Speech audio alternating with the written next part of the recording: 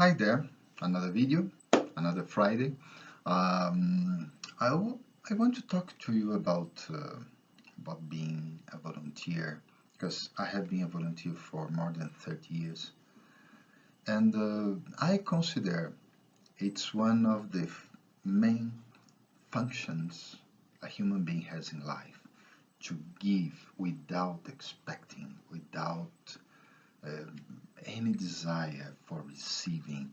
That's being a mother, that's being someone a volunteer in the Red Cross, or that's being the person who helps another person who just fainted on the street.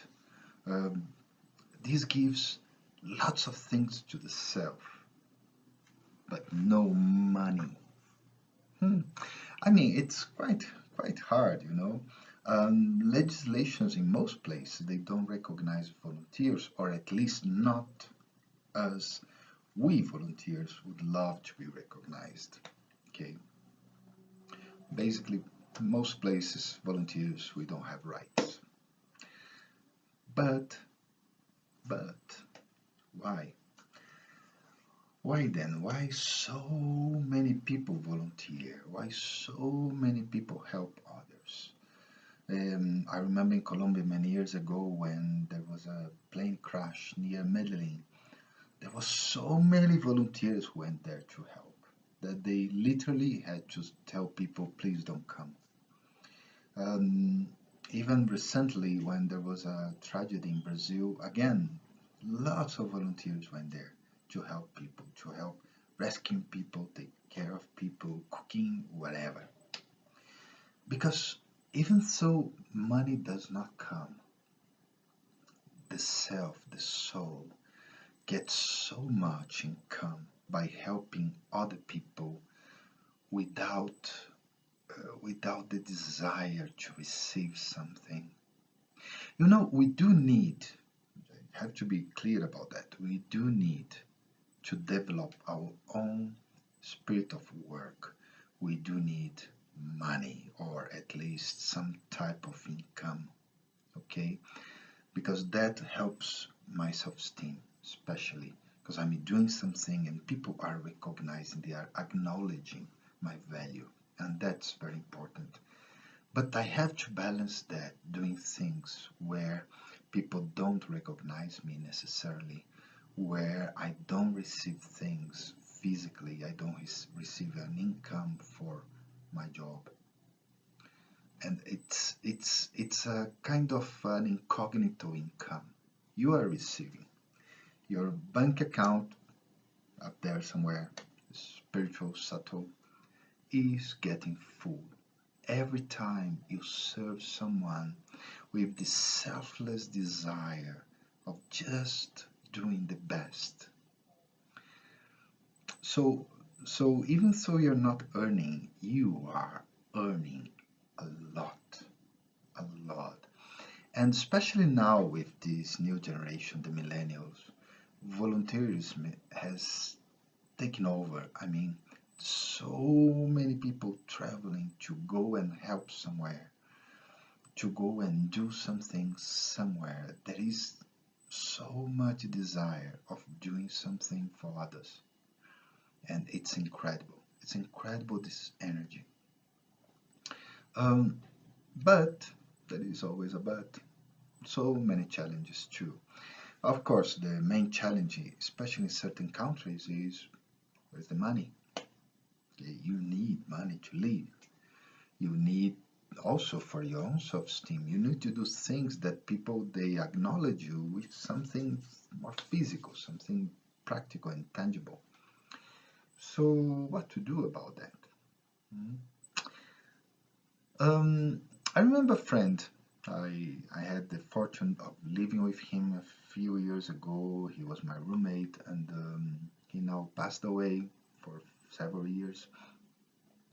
And he used to work in Australia for 3 months, and then he used to go to Chile and stay 6 months.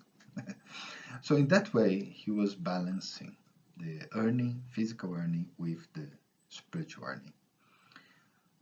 But normally, what you have to do is reflect a lot and also use the time you have as a volunteer. Use it for your own profession, your own career. For instance, I have been a meditator for so many years. So I have a course of meditation for business people. It's not the same meditation I do, but it's a very practical meditation, something for people so that they can disconnect and plug and connect and plug with something different. They can relax and a little bit of empowerment. And also, I remember in the past I used to work with, especially one organization, ISEC, very good one of students, and I used to try, new games or new things because I'm a game guy. I like to do games, to play with people, and it was wonderful. So so you can use your volunteerism to also to boost a bit of your profession. But lots of reflection, lots of care and balance so that you don't go and dive too deep into one or another. Both things would be bad. The best thing is to keep the balance. And don't wait to be a volunteer when you are in an old age, because at that time you don't have sometimes so much energy to help others. But if you train to be a volunteer all the time, so it's good. When you retire from your profession, you have another profession. You can be a person who is helping others selflessly. And the last thing I want to say is about the meditation, because volunteers, they also have lots of pressure on them, and people don't realize that because they are there from their own will. In fact, will in Latin language is normally voluntar. Okay, so you are volunteer. So that means you are working from your own will. Nobody's obliging you to do that. Nobody can really force you to do that. You're going because you really want. It's your deep desire. But people you are serving, they are expecting a certain level of quality. They are expecting that you behave in some way. They are expecting so many things from you. In fact, normally, in my experience as a volunteer, people, they don't discern if they receive something because they paid, and if they receive something for free, they don't discern. For them, it's the same, and they request the same quality, the same things. Normally, people, they are not so accommodating to understand, well, that person is just a volunteer, so let's give them a little slack.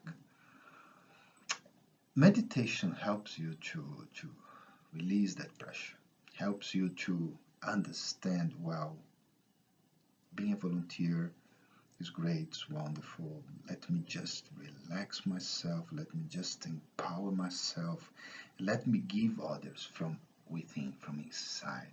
Let me give others the best of me. So, have I convinced you? It doesn't matter. You are a volunteer. At some area of your life, with a friend or something, you are also a volunteer. So, apply this to your life. That would be good. And please comment. Write something there. Remember, these are pre-record videos when I'm back from trip. So then I'll check comments and I will adjust the topics. Okay, take care. See you next week.